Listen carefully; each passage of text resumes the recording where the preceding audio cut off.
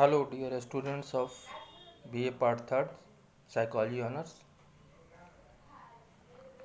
आज industrial psychology का एक नया टॉपिक शुरू करने जा रहा हूँ। उसका नाम है दुर्घटना। वह जो टॉपिक है उसको दुर्घटना एक्सीडेंट कहते हैं।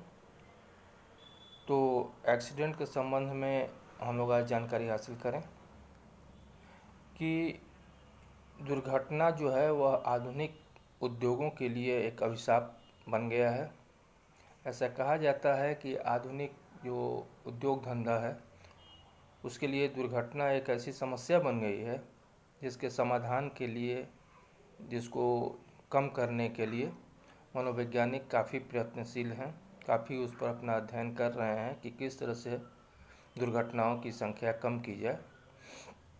तो सामान्य बोलचाल की भाषा में तो हम वैसे अप्रत्याशित और दूरदर्शी, या कहें कि ऐसी घटना जो बिना किसी जानकारी का एकाएक हो जाए, उसको हम दुर्घटना की संज्ञा देते हैं सामान्य बोलचाल की भाषा में। लेकिन यह प्रश्न यह उठता है कि कभी कभी कुछ ऐसी घटनाएं, कुछ ऐसी प्राकृतिक विपदाएं भी आती हैं जिससे कि जान माल की क्षति होती है, और वह भी अप्रत्याशित होता है और दूरदर्शी होता है। जैसे कि बाढ़, भूकंप, महामारी, ये सब जो घटनाएं हैं वे भी अप्रत्याशित होती हैं। उसका पहले से कोई पूर्व सूचना नहीं होता है, एकाएक होती हैं। तो क्या हम उसको दुर्घटना की संज्ञा दे सकते हैं? नहीं, वह दुर्घटना नहीं कहा जा सकता है। लेकिन सामान्य बोलचाल की भाषा में हम वैसी घटनाओं को दुर्घटना की संज्ञा देते हैं जो अप्रत्याशित हो, जिससे जान माल की क्षति हो। लेकिन औद्योगिक मनोविज्ञान में दुर्घटना शब्द का प्रयोग एक विशेष अर्थ में किया जाता है। उद्योग धंधा में या औद्योगिक मनोविज्ञान में यह दुर्घटना शब्द, जिसको कि हम सामान्य अर्थों में दूसरा अर्थ निकालते हैं, उसको हम औद्योगिक मनोविज्ञान में उस दुर्घटना शब्द को एक विशेष अर्थ में उसको लेते हैं और कहते हैं कि औद्योगिक दुर्घटनाएं सिर्फ वे हैं जो कार्य परिस्थिति तथा कार्य संपादन की प्रणाली में त्रुटियों के परिणाम स्वरूप घटित होती हैं। उद्योग धंधा में वैसी घटनाओं को उसको हम दुर्घटना की संज्ञा देते हैं जो कार्य परिस्थिति और कार्य संपादन की विधियां, कार्य संपादन की जो प्रणालियां हैं वह यदि दोषपूर्ण होती हैं और उसके कारण यदि कोई घटना घटती है और जिससे जान माल की क्षति होती है, उसको हम दुर्घटना की संज्ञा दे सकते हैं। तो वैसे भी दुर्घटना की यदि हम परिभाषा दें तो दुर्घटना की परिभाषा के संबंध में हम कह सकते हैं कि उद्योगों में होने वाली ऐसी प्रचलित घटनाओं को जो आकस्मिक, अप्रत्याशित तथा अदूरदर्शी होती हैं और जिनकी उत्पत्ति दोषपूर्ण कार्य परिस्थिति, कार्यकर्ता अथवा कार्य प्रणाली से संबद्ध हो, एवं जिससे कार्यकर्ता, उद्योग तथा प्रबंधक के धन जन की क्षति हो, उसको हम दुर्घटना की संज्ञा दे सकते हैं। तो दुर्घटना के संबंध में विभिन्न मनोवैज्ञानिक, विभिन्न औद्योगिक मनोवैज्ञानिक जो हैं वे अपना अलग अलग मत देते हैं, लेकिन सबका अर्थ एक ही होता है। सबके मतों का यदि हम निचोड़ देखें, सबके मतों का यदि हम निष्कर्ष देखें, तो यही होता है कि जो घटना, जिस घटना औद्योगिक परिस्थिति में जिस घटना के फलस्वरूप यदि जान माल की क्षति होती है, यदि कार्यकर्ता और प्रबंधक या दोनों को क्षति होती है, उसको हम दुर्घटना की संज्ञा दे सकते हैं। वैसी परिस्थिति को हम दुर्घटना कहते हैं। तो दुर्घटनाओं का जो प्रभाव है वह कार्यकर्ता तथा प्रबंधक की मनोदशा पर बड़ा ही विपरीत पड़ता है।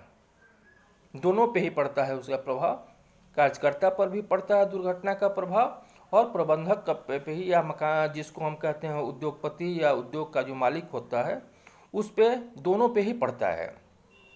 यह प्रभाव प्रत्यक्ष तथा अप्रत्यक्ष दोनों ही तरह का होता है। जैसे कि दुर्घटना में जो भौतिक क्षति होती है वह तो प्रत्यक्ष होती है, जो भौतिक क्षति उसमें होती है दुर्घटना में वह तो प्रत्यक्ष होती है, लेकिन कुछ उस दुर्घटना का कुछ ऐसा भयंकर दुष्परिणाम होता है जो कि कार्यकर्ता के मनोवृत्ति, मनोबल और व्यक्तित्व को प्रभावित करता है। जो भौतिक क्षति होती है तो वह तो दिखाई देता है, वह प्रत्यक्ष रूप से दिखाई पड़ता है कि कार्यकर्ता कौन सा भौतिक क्षति हुआ, लेकिन कुछ जो अप्रत्यक्ष क्षति होता है वह अप्रत्यक्ष क्षति यह होता है कि इससे कार्यकर्ता का मनोबल, कार्यकर्ता की मनोवृत्ति, कार्यकर्ता के व्यक्तित्व इत्यादि को प्रभावित करता है। और दुर्घटनाओं की गंभीरता तब और बढ़ जाती है जब कार्यकर्ता न सिर्फ अपनी कार्य परिस्थिति या कार्य स्थिति के प्रति प्रतिकूल मनोवृत्ति विकसित कर लेता है, बल्कि वह संपूर्ण जीवन के प्रति निराशावादी हो जाता है। कार्यकर्ता यदि दुर्घटनाग्रस्त हो जाता है तो ऐसी परिस्थिति में वह, उसके मनोबल या जो जिस कार्य परिस्थिति में वह पहले से काम करता रहता है उस कार्य परिस्थिति के प्रति उसकी उदासीनता, निराशावादिता यह इतना भयंकर हो जाता है कि कभी कभी तो कार्यकर्ता अपने जीवन से ही निराश हो जाता है। और यह निराशावादी जो दृष्टिकोण है, यह निराशावादी जो फैक्टर है, उस कार्यकर्ता को काम के प्रति कभी भी उसके मनोवृत्ति को अनुकूल नहीं बनने देता है। फलस्वरूप भौतिक क्षति की तो पूर्ति की जा सकती है, जो भौतिक क्षति होती है उसकी पूर्ति तो की जा सकती है, लेकिन मनोवैज्ञानिक क्षति को किसी भी स्थिति में दूसरे रूप में हम उसकी क्षतिपूर्ति नहीं कर सकते हैं। तो इस तरह से हम देखते हैं कि दुर्घटना वैसे सामान्य अर्थ में तो देखने से लगता है कि यह एक अप्रत्याशित घटना है, लेकिन इसका बहुत ही दुष्प्रभाव कार्यकर्ता पर, कार्यकर्ता की मनस्थिति पर, कार्यकर्ता की मनोवृत्ति पर, कार्यकर्ता के काम करने के ढंग पे, कार्यकर्ता की जो मानसिक स्थिति होती है उसको यह काफ़ी हद तक प्रभावित करता है। इस तरह ये दुर्घटना का हम यदि कारण देखें कि आखिर यह दुर्घटना उद्योग धंधा के लिए जब इतना बड़ा अभिशाप बना हुआ है, दुर्घटनाएं या दुर्घटना के कारण उद्योगपति तथा उद्योग और कार्यकर्ता ये तीनों को ही नुकसान होता है, तीनों को ही इससे प्रभावित होना पड़ता है। तो इसके संबंध में विद्वानों ने, यानी कि इसके कारणों के संबंध में विद्वानों ने अपना अलग अलग मत व्यक्त किया है कि कौन सा कारण है जो दुर्घटना को उत्पन्न करने में सहायक होता है, वे कौन कौन से फैक्टर हैं, कारक हैं या कारण हैं जो कि औद्योगिक क्षेत्र में या उद्योग धंधा में दुर्घटनाओं को उसके दर को बढ़ाने में सहायक होती हैं। तो दुर्घटनाओं के कारणों को हम दो वर्गों में बांटते हैं। एक को कहते हैं परिस्थिति जन्य कारण, यानी कि सिचुएशनल कॉजेस, और दूसरे को कहते हैं व्यक्तिगत कारण या इंडिविजुअल कॉजेज। ये दो तरह के कॉज होते हैं, एक को कहा जाता है परिस्थिति जन्य सिचुएशनल और दूसरे को कहते हैं व्यक्तिगत इंडिविजुअल। तो पहले हम देखें कि ये परिस्थिति जन्य कारण कौन कौन से हैं। इस कारण के अंतर्गत, यानी कि परिस्थिति जन्य कारण के अंतर्गत कौन कौन से कारण आते हैं, जिसमें पहला कारण है कार्य की अवधि या घंटे, आवर्स ऑफ वर्क या काम के घंटे जिसको कहा जाता है। यह एक बहुत बड़ा फैक्टर है दुर्घटना उत्पन्न करने में, दुर्घटनाओं की संख्या में वृद्धि करने में। यह एक ऐसा कारक है जिसको सबसे ज़्यादा महत्व दिया जाता है, क्योंकि ऐसा देखा जाता है कि काम के घंटे जब ज़्यादा होते हैं, काम के घंटे यदि लंबे होते हैं, तो वैसी परिस्थिति में कार्यकर्ताओं में दुर्घटना की संख्या ज़्यादा होती है। क्योंकि काम के घंटे जब ज़्यादा होंगे तो निश्चित रूप से कार्यकर्ता में थकान की अनुभूति होती है, और उस थकान की अनुभूति के कारण वह दुर्घटनाग्रस्त होता है। इसमें देखा गया है कि काम के घंटे और दुर्घटना में कोई खास ये नहीं पड़ता है। जैसे कि यदि काम के घंटे, ऐसा अध्ययनों में देखा गया है कि काम के घंटे यदि छोटे भी कर दिए गए हैं, काम के घंटे यदि कम भी कर दिए गए हैं, तो ऐसा देखा गया है कि दुर्घटनाओं की संख्या में कोई खास कमी नहीं आई है। परंतु काम के घंटे जब बढ़ा दिए गए हैं, तब देखा गया है कि दुर्घटनाओं की संख्या काफ़ी बढ़ जाती है। इसलिए हम कह सकते हैं कि काम के घंटे पर काफ़ी कुछ निर्भर करता है दुर्घटनाओं की संख्या। उसी तरह से शिफ्ट वगैरह में जो काम होता है, उसमें देखने में आता है कि दिन की अपेक्षा, आप कहें कि रात की अपेक्षा दिन में दुर्घटनाएं ज़्यादा होती हैं। रात की अपेक्षा दिन में दुर्घटनाएं ज़्यादा होती हैं। इसका भी कुछ कारण है। इसका मुख्य कारण तो यह है कि जो दिन का वातावरण होता है वह कोलाहलपूर्ण होता है, उसमें ध्यान का जो विचलन होता है वह बहुत ज़्यादा होता है, डाइवर्सन ज़्यादा होता है, इसलिए भी दुर्घटनाएं होती हैं। लेकिन रात में ये सारी परिस्थितियां नहीं होती हैं, जिसके कारण की दुर्घटनाओं में कमी होती है। इस तरह हम कह सकते हैं कि काम के घंटे दुर्घटना को काफ़ी प्रभावित करता है, दुर्घटनाओं की संख्या को बढ़ाने और घटाने में काफ़ी मदद करता है। उसी तरह से रोशनी या प्रकाश की व्यवस्था, ऐसा देखा गया है कि यदि पर्याप्त प्रकाश की व्यवस्था न हो, यदि कार्यकर्ता जहाँ काम कर रहा है, जिस उद्योग में काम कर रहा है, वहाँ यदि प्रकाश की व्यवस्था समुचित नहीं हो, प्रकाश का वितरण समुचित नहीं हो, तो ऐसी परिस्थिति में कार्यकर्ता दुर्घटनाएं ज़्यादा करता है। क्योंकि शुल्ज एवं शुल्ज ने 1987 में एक अनुसंधान किया, एक प्रयोग किया, जिसमें उन्होंने देखा कि 25% से ज़्यादा दुर्घटनाएं कम रोशनी के कारण होती हैं। काम करने की परिस्थिति, काम करने के जहाँ पर काम कर रहा है कार्यकर्ता, वहाँ यदि पर्याप्त रोशनी की व्यवस्था नहीं है, वहाँ यदि पर्याप्त प्रकाश व्यवस्था नहीं है, तो ऐसी स्थिति में कार्यकर्ता में दुर्घटना होने की संख्या या दुर्घटना होने की संभावना ज़्यादा होती है। उसी तरह से तीसरा है तापमान। तापमान के संबंध में हम कह सकते हैं कि दुर्घटना और तापमान में बहुत ही प्रत्यक्ष संबंध होता है।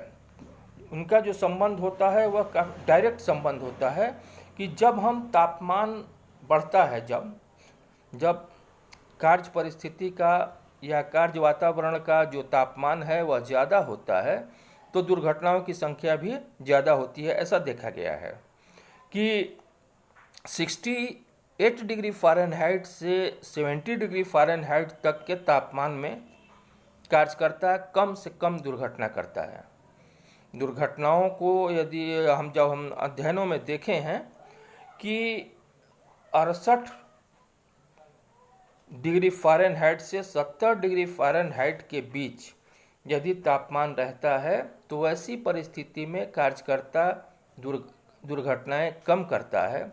लेकिन 70 डिग्री से बहुत ज़्यादा और 68 डिग्री से बहुत कम तापमान पर दुर्घटनाएं ज़्यादा होती हैं। कहने का मतलब यह है कि दोनों ही परिस्थितियों में यदि तापमान समुचित नहीं हो, यदि कार्यकर्ता का अनुकूल नहीं हो, क्योंकि तापमान बहुत ज़्यादा रहने पर भी दुर्घटनाएं होती हैं और तापमान कम रहने पर भी दुर्घटनाएं होती हैं। इसलिए दुर्घटनाओं को कम करने के लिए, दुर्घटनाओं की संख्या को रोकने के लिए यह आवश्यक है कि वहाँ का तापमान जो है वह कार्यकर्ता के अनुकूल हो, कार्यकर्ता के शारीरिक बनावट या उसके स्वास्थ्य, उसके उम्र के अनुसार वहाँ का तापमान हो, तो वह दुर्घटनाओं की संख्या रोकने में सहायक होता है। जैसे कि यदि इसकी जो बारंबारता है, दुर्घटनाओं की जो बारंबारता है, इसका घटना या बढ़ना इस बात पर निर्भर करता है कि वहाँ के तापमान की व्यवस्था क्या है, वहाँ किस तापमान स्तर पर कार्यकर्ता को काम करना पड़ता है। उसी तरह से चौथा जो इसका कारण है, दुर्घटना का जो चौथा कारण है वह है मशीन या औजारों का डिजाइन ऑफ इक्विपमेंट्स। जिस औजार या जिस मशीन के साथ कार्यकर्ता को काम करना होता है उसका डिजाइन कैसा है, उसकी बनावट कैसी है, यह भी बहुत प्रभावित करता है दुर्घटना को।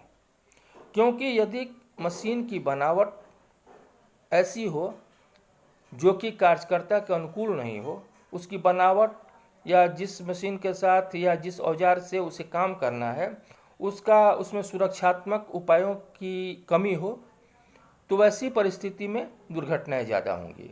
जैसे कि यदि किसी मशीन के स्विच को ऑफ करने के लिए कार्यकर्ता को उस मशीन के ऊपर से स्विच को ऑफ करना है, तो हो सकता है कि मशीन उसको स्विच को ऑफ करते समय कार्यकर्ता उस मशीन से टकरा जाए, उस मशीन से उसको स्पर्श हो जाए, जिससे कि दुर्घटनाएं हो जाएं।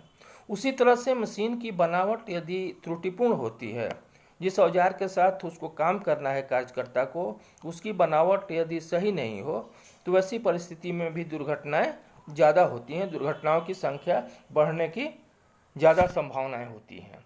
उसी तरह से उद्योगों के जो प्रकार होते हैं, जो पांचवा है इसका कारण, दुर्घटना का जो पांचवा कारण है वह है उद्योगों का प्रकार, कि किस प्रकार का उद्योग है, किस प्रकार, जिस तरह का उद्योग होगा दुर्घटनाएं उस पर काफ़ी आधारित होती हैं।